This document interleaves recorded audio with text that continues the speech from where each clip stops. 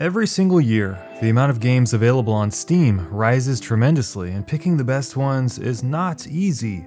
There's a big problem right now with how Steam and Metacritic aggregate reviews. So currently on Steam, the platform supplies averages based off of player recommendations, tallied up to a percentage, such as 80% of users recommend this game, or 70% of users do not recommend this game. At first glance, it seems pretty useful, right? But herein lies the biggest issue with Steam reviews right now. A user only has to play the game for 5 minutes before posting a review. I stress the word review because that's the word that Steam uses. As someone who does review games, I know that it takes a lot of time with most new games to come to a conclusion on a game and make a proper review. That's why the vernacular of first impressions versus reviews is really important. It's the difference of scratching the surface versus truly spending enough time with a game to slap a score on it, or in this case, a thumbs up or a thumbs down.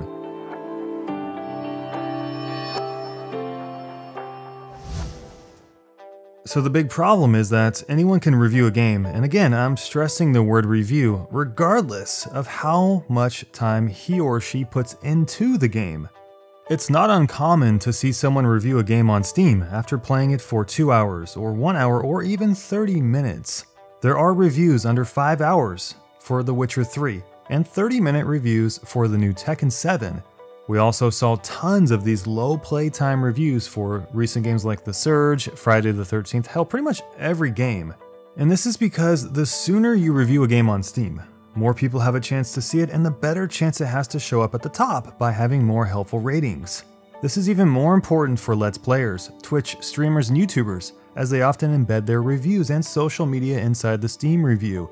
So the sooner they get that bad boy up, the more views they get and the more money they get too, so they're incentivized to put up that Steam review as soon as possible. So if would-be buyers want to find out if these reviews are thorough, they can click each one individually, which can take forever, and most people are not going to be doing that. So the problem is, Steam reviews present recommendations for games based off of potentially hundreds or thousands of reviews that we have no idea the time spent in the game if you just look at that front page number. So the problem is, for the average person who doesn't have a lot of time, it could lead them astray.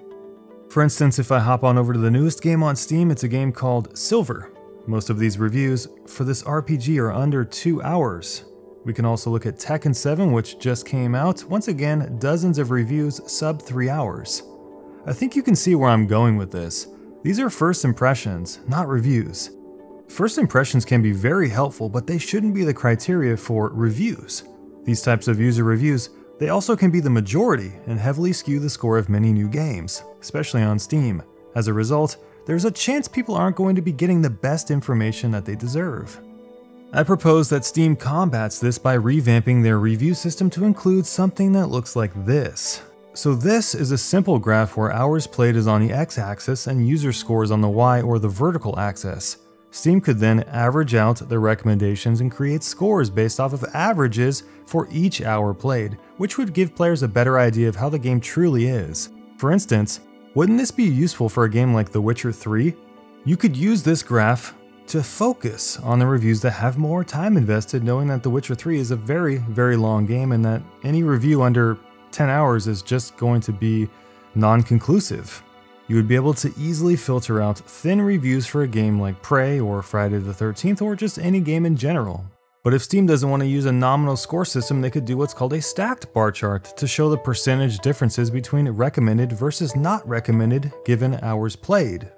Either way, you're getting more information and automatic filtering by having one of these graphs. But first impressions are still very important, and the graph would still capture them. For instance, if a game launches in a completely disastrous state and the majority of 1 hour reviews in this kind of graph are just ass crack, it would probably prompt consumers to be wary and go out and search for additional information. Glitches, server issues, crashes, people not being able to boot up the game, stuff like that could be indeed derived from a graph such as this. A graph like this could also eliminate bias. For instance, people interested in story-driven adventure games would naturally gravitate to the reviews in the 10 to 20 hour range, as that typically is the average length of time for completion of those games. There's really no reason we can't have something like this to help the average person get a better idea of what reviews of games on Steam actually represent. Now this does apply to Metacritic as well. Say what you want, but tons of people use Metacritic, so it does make it very important for the average player. Now obviously the problem is that Metacritic is not tied to your Steam account to know how many hours you put into a game before you review it. We can get around this though by having a box to check when reviewing games on Metacritic. Did you complete the game? That way, Metacritic could have 2 user reviews, one for first impressions and one for reviews of games that people have actually beaten. Both of these systems would go a long way to give people a more accurate representation of how a game truly is, and that's kind of the goal with a review, isn't it? To truly capture what a game is. Because I don't think a 1-hour review of Final Fantasy VII on Steam actually does that. We should never have inconclusive short playtime reviews help determine the average front page rating of a game on Steam. But hey, I'm just one guy, would love to hear what you guys think would be a good idea for Steam to help improve review scores across the board and Metacritic too, so that we can all have better buying experiences with our money. So drop those comments down below guys, and thank you very much for watching. If you enjoyed the video, by all means hit the thumbs up button and subscribe here for more of our future content, and you guys have an awesome day, and we'll see you in our next video.